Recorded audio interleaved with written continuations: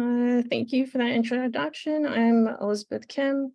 I'm a postdoctoral fellow in the Department of Anesthesiology at Weill Cornell.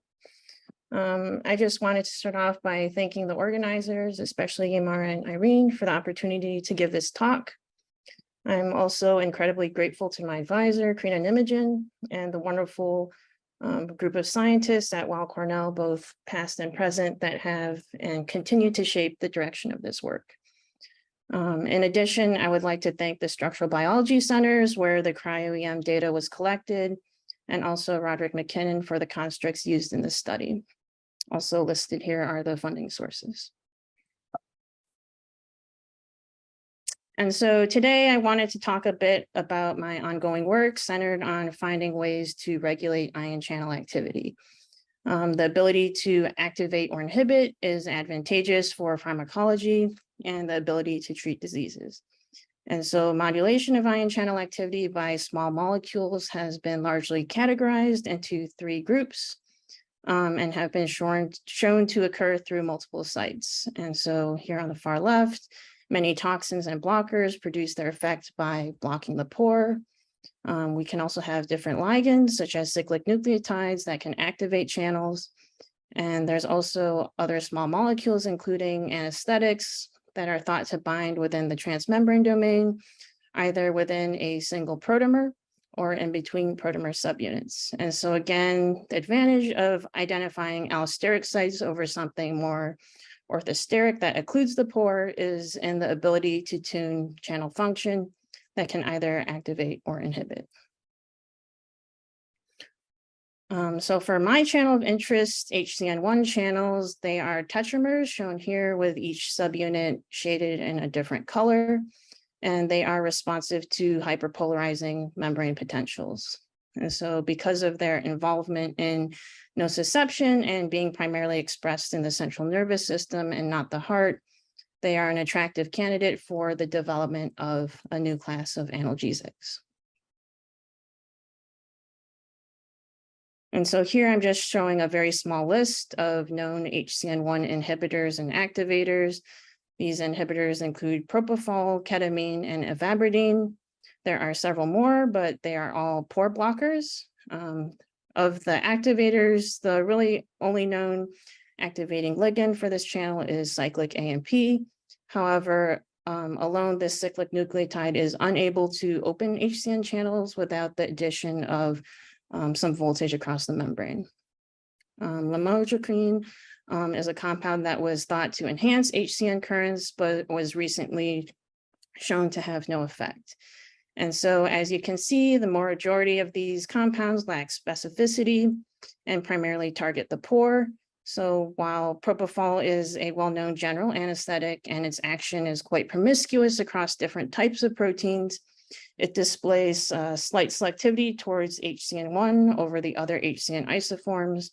Therefore, we focused on propofol to understand its mechanism of action on HCN1, which is currently unknown.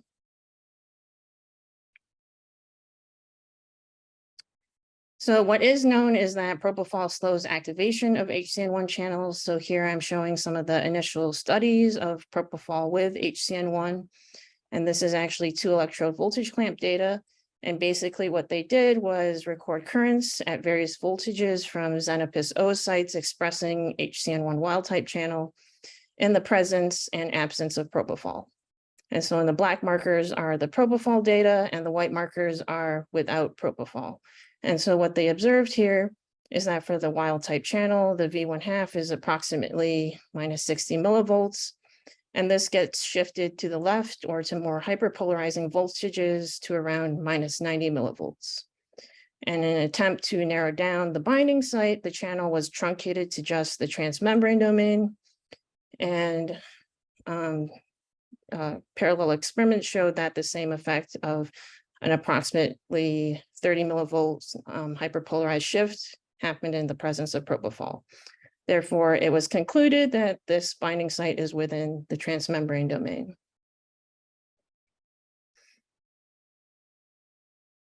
And so to determine its mode of action and to build upon this work, we wanted to determine the propofol binding site structurally by cryoEM. And so I began this project by conducting a series of structural experiments for optimizing repeatable and observable association between HCN1 and propofol, for which I spent considerable effort. For these experiments, we had high concentrations of propofol that exceeded the IC50. And we also found that a lipid environment is necessary for stable incorporation of propofol with our channel. So we first set out to reconstitute HCN1 into lipid nanodiscs. And here on the left, I'm showing a representative chromatogram of this purification and reconstitution. And from this purified protein here on the top right are the typical micrographs of the vitrified protein on our cryoEM grids. And from these images, we're able to isolate individual particles and categorize them into various views, leading to these 2D classes shown on the bottom right.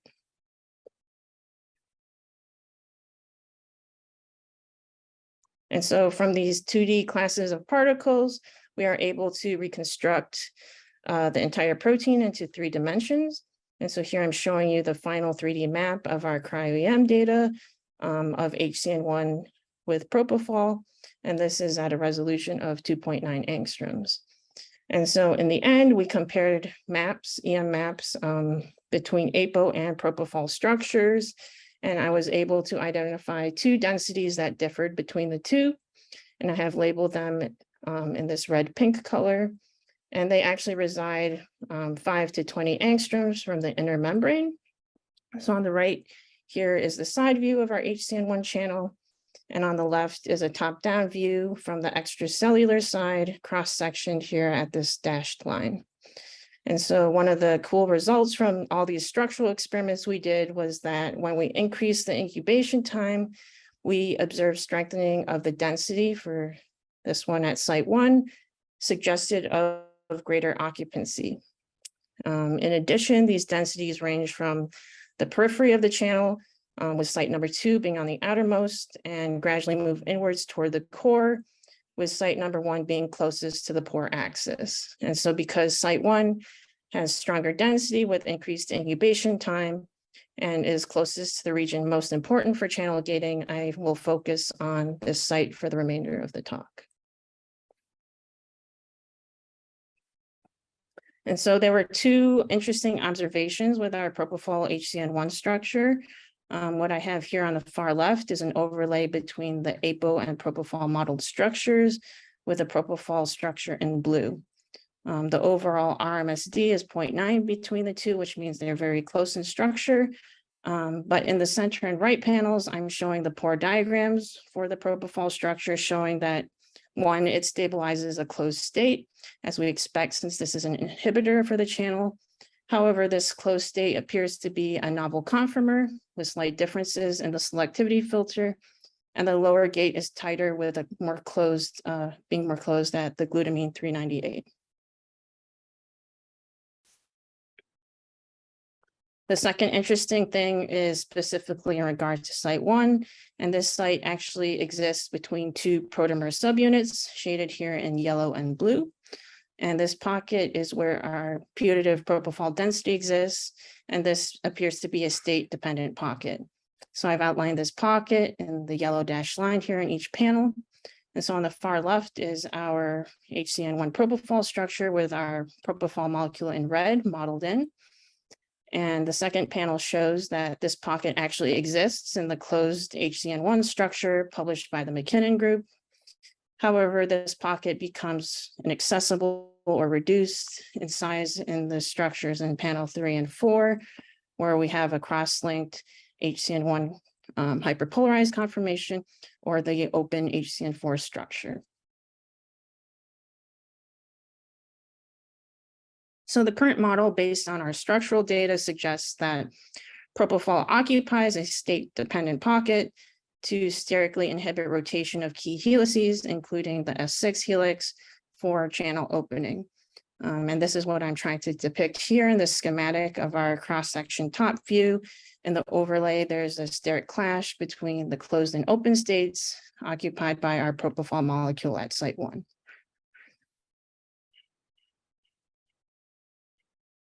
And so next, in support of this model, we performed both 2-electrode voltage clamp on Xenopus oocytes or whole cell patch clamp using the porta patch of HCN1 expressed in hex cells to functionally validate our binding sites that we identified. And so here I'm showing data of hex cells expressing HCN1 wild type and the family of currents in response to different voltage steps. And as I mentioned previously, to look at how drugs modulate the voltage response of HCN channels, we care about the changes in V1/2. And so to measure this, we looked at the Boltzmann fits shown here on the right, and we do these experiments with and without incubation of 30 micromolar propofol. And so here I'm showing you an overlay of these Boltzmann curves for our wild type channel in the absence and presence of propofol labeled PFL. And as published previously, we confirmed that we see a hyperpolarizing or leftward shift of about 30 millivolts in the V1/2 with the incubation of propofol with our cells. And so we did these parallel experiments with a few different mutations in our binding site 1. And this is a subset of them as shown in the plots in the different shades of blue labeled as mutation A and mutation C. And I hope you can appreciate that these two particular mutations reduce the delta V1/2 between the APO and propofol conditions. Therefore, we were able to knock down the effectiveness of propofol inhibition for these particular mutants. So here on the left panel is just a composite of the different mutations I tried. The size of these boxes represent the amplitude or magnitude of the delta V1/2 between the currents measured with and without incubation with propofol. And at least for the mutations labeled A through D, in general, we observed a reduction in the delta V1/2, and using some in silico structural mutagenesis prediction for these mutations, we actually found that these 4 mutants reduce the size of that binding pocket, and this is likely the cause of the reduced magnitude of inhibition of propofol for these mutants. And this is quantitated here on the graph in the right.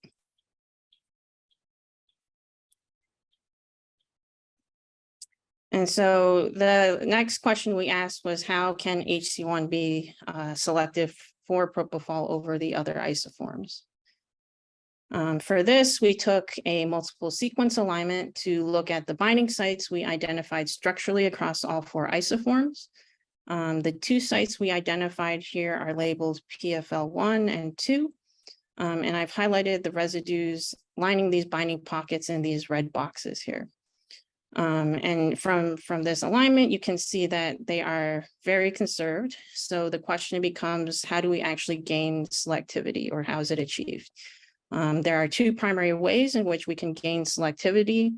The first is in the binding site itself, which does not appear to be the case here due to the conservation.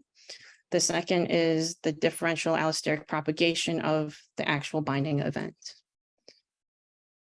So to look more into this question, we took another approach to identify allosterically coupled residues by coevolution. This idea is founded on the principle that residues that display coevolution or changes in tandem with one another do so because of a functional codependency. So in the row labeled SCA in green, I've highlighted a subset of residues that actually show strong coevolution to positions within these cryoEM binding sites. Of these positions in the green boxes, I'm highlighting those that do not show absolute identity to the HCN1 residue, and these are positions of interest that I will look into the future experiments, in addition to further functional characterization of that second propofol binding site.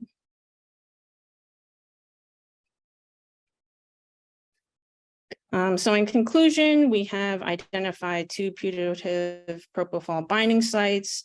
They indeed are within the transmembrane domain, but we have now localized at least one of them to a pocket between the S5 and S6 helices.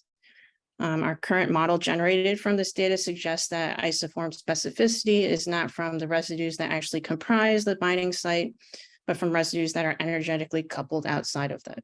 So thank you for your attention. and I would be more than happy to take any questions. Thank you very much for your interesting talk.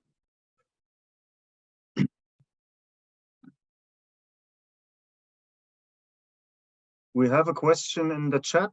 What's the difference between the HCN currents with and without Nterminus?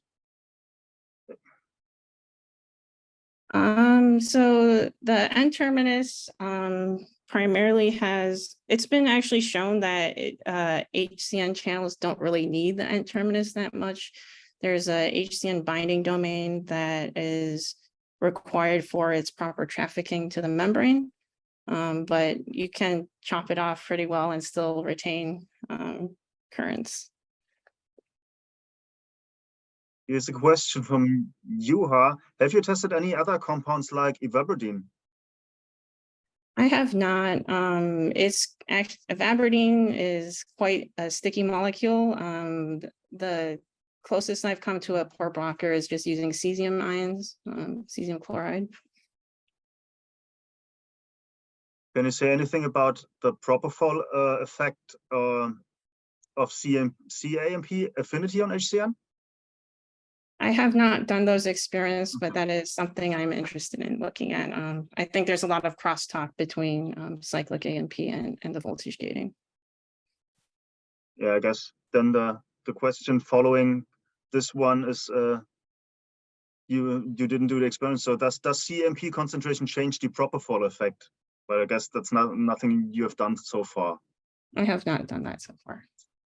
Another question we have here: since propofol is a general anesthetic, do you propose that it mediates its anesthetic effect via HCN1? No, so the primary target for propofol for its anesthetic effect is the GABA receptor, and that's quite well known. So yes, this will never be probably used as a true treatment for anything, but it kind of gives us ground rules on how to design things that target HCN1 more specifically. Did you have any look on the propofol effect on other HCN channels like HCN2, or did you? I personally did not, but there's a lot of literature looking at the other HCN channels. Yeah.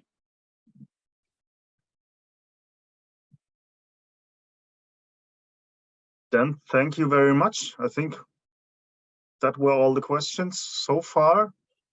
Thanks to you, Elizabeth and Parsa, for the nice talks we had. I, in the end, would like to still have one information which I wanted to share with you, since some of our listeners maybe are now intrigued to get their hands on a porta patch. Due to the 20th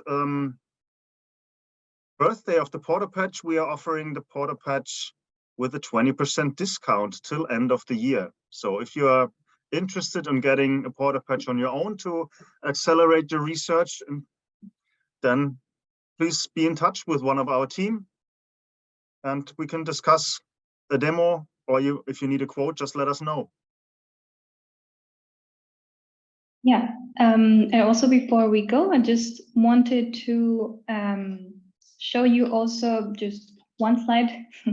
So first of all, thank you to Elizabeth and Parsa for showing the interesting talks and results from their projects. So we are very looking forward for the publications to come out and read them. And yeah, so before we go, I just wanted to let you all know that we have in our website, in the news section part, you can find the upcoming events. And basically, I wanted just to highlight some of the upcoming ones. So we have another webinar on SSM electrophysiology on the 20th of July, and also to bring some attention to our Nanion user meeting. This is happening in October, the 24th and 25th of October. So this would be a hybrid event, and you would be able also to join remotely. Yeah, and last but not least, we have yet another webinar about high throughput electrophysiology that would also happen in July, the 13th of July. So just if you want to hear about our news, so you can always go to the website, or you can follow us on the social media channels so that you stay up to date. And even better, you can also subscribe to our monthly newsletter so that you get all the information right on time. So thank you all again. And I just wish you a nice day, evening, depending on when you are. Thank you and take care. Bye-bye.